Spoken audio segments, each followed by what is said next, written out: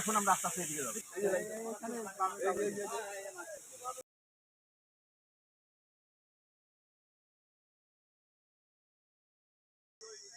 এত মানে বড় ধরনের আগুন আমি আমার জীবনে কখনো দেখি নাই। এখানে ব্যাপক জায়গা নিয়ে গাছপালা এবং সবকিছু পুড়ে গিয়েছে। আমরা দেখতে পাচ্ছি সকাল থেকে আমিও আগুন নিবানোর জন্য। পরিবেশগত কি সমস্যা হতে পারে যে এই এলাকায় প্রাণীকুলের যে খাদ্যের অভাব হবে? হ্যাঁ, সুন্দরবনের এই আগুন লাগানোর জন্য সুন্দরবনে ব্যাপক ক্ষতি। যেমন সুন্দরবনের গহীনে আমাদের বাসা সুন্দরবনের পাশেই আমরা দেখতে পাই সুন্দরবনে। বিকাশে কম খরচে ক্যাশ আউটের লিমিট বেড়ে 50,000, প্রিয় এজেন্টও 2টা। এক এক জায়গা থেকে শুধু ধোঁয়াগুলো উঠতেছে, আর আগুন তেমন আর কি ধাউ ধাউ করে জ্বলে না। সুন্দরবনের এরকম আর কি মাটিগুলো মানে ফাঁস বেশি বলতে আর কি, কাঠগুলো শুকিয়ে গেছে, এই জন্য তারপর ফায়ার সার্ভিস আসে এগুলো পানি দিয়ে নিয়ন্ত্রণ করতেছে। কিন্তু বিস্তীর্ণ এলাকা তো এই জন্য একটু তাদের আর কি সময় লাগবে। আশা করা যায় মনে হয় আজকে দিন অথবা আর কি সন্ধ্যার ভিতরে মনে হয় এটা নিয়ন্ত্রণ আসবে। একটার দিকে মানে ভিতরে ঢুকছি, ভিতরে ঢোকার পর আসে তো দেখি মানে অনেক উপরে শুকনো পাতা ছিল, তো অনেক উপরে আগুন উঠে গেছে। তারপর হয়তো রাত্রে আগুনটা নিচে নেমে গেছে কারণ নিচের কারণে। তারপর আর এখন তো সকালবেলা আগুন নিচে ছিল, তারপর আবার 8টা-9টার দিকে যখন ফায়ার সার্ভিস ফার্স্ট শুরু করছে, রোদ উঠছে, তখন একটু উপরে ছিল। তারপর এখন তো কন্ট্রোলে আছে আগুন। বিকাশে কম খরচে ক্যাশ আউটের লিমিট বেড়ে 50,000, প্রিয় এজেন্টও 2টা।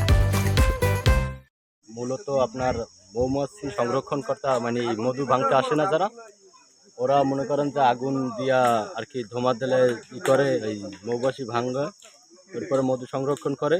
ওই যে আগুনটা, ওই আগুনটা যারা মানে আপনার থাকে, ওই আগুনটা নিভিয়ে রাখে না। এর জন্য মনে করেন যে আগুনে এই সুন্দরবনে আগুন লাগে। আমি চাকরি করি। আমরা কালকে 3টা দিক দিয়ে শুনতে পাচ্ছি সুন্দরবনে আগুন লাগছে। তা আমাদের দলবল নিয়ে, আমাদের লিডারকে নিয়ে কি আমরা সুন্দরবনে প্রবেশ করেছি, আগুন নিবানোর জন্য চেষ্টা করছি। কালকেরা আমরা অনেক চেষ্টা করছি, পারি নাই। আজকেরা আমরা ফায়ার সার্ভিস আসছে, এখন আগুনটা নিবানো হয়েছে। ধন্যবাদ। আমরা গতকালকে খবর পাওয়া মাত্রই 10 সদস্য বিশিষ্ট একটি দল আমরা বর্তমানে এই অবস্থান করছি, এবং বাংলাদেশ নৌবাহিনী যথাযথভাবে প্রতিবারের মতোই দেশের যে কোনো দুর্যোগ ব্যবস্থাপনা পরিচালনার জন্য আমরা ব্যবস্থা নিয়ে থাকি। একইভাবে দেশের বন সম্পদ রক্ষা এবং জঙ্গল রক্ষার্থে আমরা কাজ করে যাচ্ছি।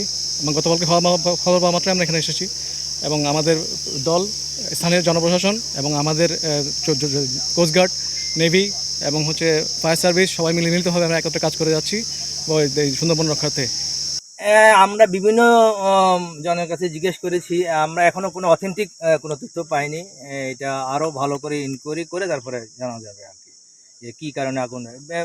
অনেকগুলো কারণ থাকতে পারে, ন্যাচারাল কারণ থাকতে পারে। আপনারা জানেন যে গত 76 বছরের বেশি হিট ওয়েভ চলছে, প্রচণ্ড তাপদাহ, কোনো বৃষ্টি নেই এখানে, এটাও একটা কারণ।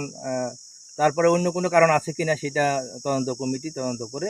4-5টা জায়গায় দেখেছি আমরা, যে জায়গায় আছে সব জায়গাটাই আমরা করে ফেলেছি, ফায়ার লাইন কেটে দিয়েছি। যতগুলো স্পটে আমরা আগুন দেখেছি সবগুলো স্পটের চতুর্পাশে আমরা ফায়ার লাইন কেটে দিয়েছি, জঙ্গল পরিষ্কার করে দিয়েছি, অ্যাজ ওয়েল অ্যাজ পানি দেওয়া হয়ে গেছে, যার ফলে যেন যে জায়গায় আগুনটা আছে এর থেকে যেন বাইরে না যেতে পারে।